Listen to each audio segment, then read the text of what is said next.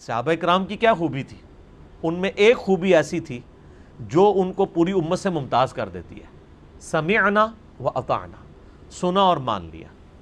ہمارے تو میرے بھائی ایک مسلمان عورت شادی شدہ ہو جاتی ہے، بچوں والی ہو جاتی ہے، اس کو سمجھانا پڑتا ہے کہ بھئی حجاب کرنا ہے تم نے، اور ایک طرف غیر مسلم عورتیں ہیں، قرآن سٹڈی کرتی ہیں، اسلام قبول کرتی ہیں، پہلے دن سے حجاب شروع کر دیتی ہیں، اس لیے کہ ان کو پتہ ہوتا ہے کہ بھئی اسلام قبول کرنے کا مطلب اپنی مرضی سے دستبرداری ہے،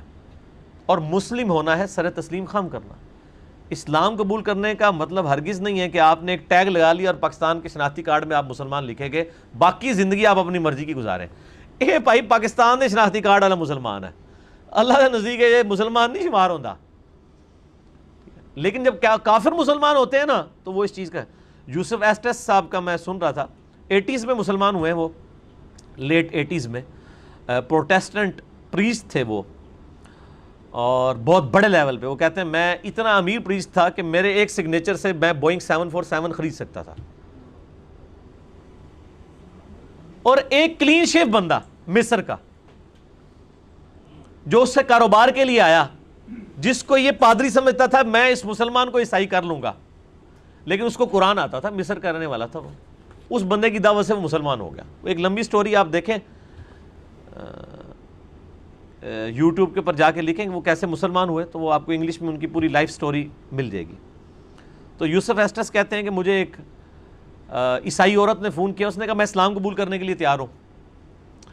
لیکن میں نقاب نہیں کر سکتی، اس لیے میں اسلام نہیں قبول کر رہی۔ تو یوسف ایسٹس کہتے ہیں تم اسلام قبول کر لو، نقاب بے شک نہ کرنا، تم حجاب بے شک نہ کرنا۔ اس نے کہا کہ میں نے تو قرآن سٹڈی کیا ہے، اللہ کا تو حکم ہے مسلمان عورتوں کے لیے کہ وہ حجاب کریں، کیا میں مسلمان رہ جاؤں گی کلمہ پڑھنے کے بعد اللہ کا یہ ایک حکم نہ مان کر؟ تو وہ یوسف ایسٹس تھے، تو میں ہوتا تو میں نے کہتا ہاں جی پاکستان کے شناختی کارڈ میں آپ مسلمان ہی ہیں، بے شک نماز بھی نہ پڑھیں، ہاں اللہ کے حضور نہیں۔ اب یوسف ایسٹس کہتا میں اتنا شرمندہ ہوا کہ مسلمان عورتوں کو تو یہ بات سمجھانی پڑ رہی ہے، اور ایک عیسائی عورت جو قرآن سٹڈی کر رہی ہے وہ کہہ رہی ہے میں کیسے مسلمان رہ جاؤں گی کہ اگر میں اپنی مرضی کی زندگی گزاروں گی۔ اللہ اور اس کے رسول کو نہیں صرف ماننا، اللہ اور اس کے رسول کی بھی ماننی ہے، عز و جل و صلی اللہ علیہ وآلہ وسلم۔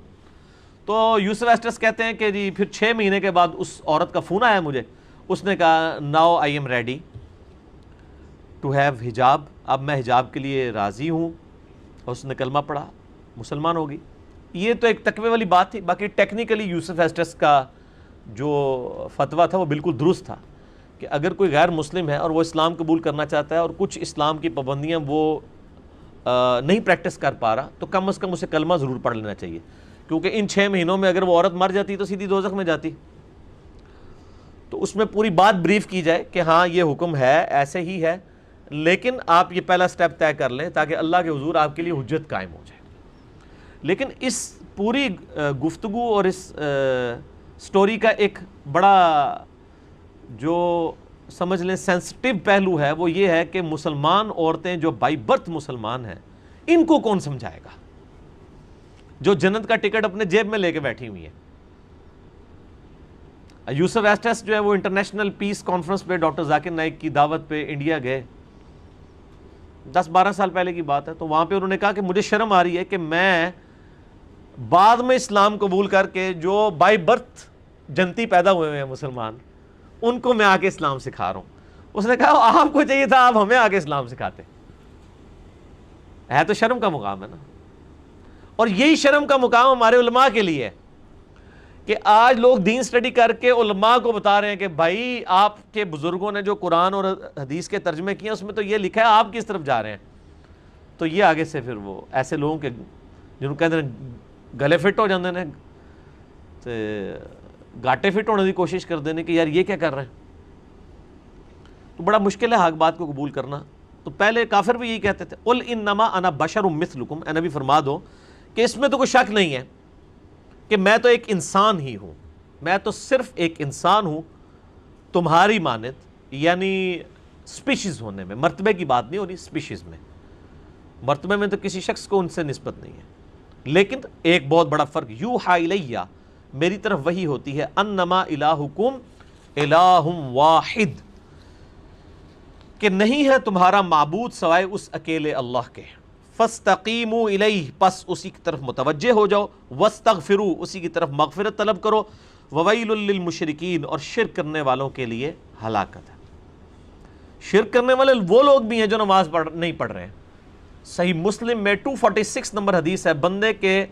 کفر اور اسلام، شرک اور ایمان کے درمیان فرق نماز ہے۔ وَأَقِيمُوا الصَّلَاةَ وَلَا تَكُونُوا مِنَ الْمُشْرِكِينَ، سورہ روم میں آتا ہے، نماز قائم کرو اور مشرکوں میں سے نہ ہو، کیونکہ جو مسلمان ہے تو نماز پڑھے گا، اور نماز نہ پڑھنا تو مشرکین کی علامت ہے۔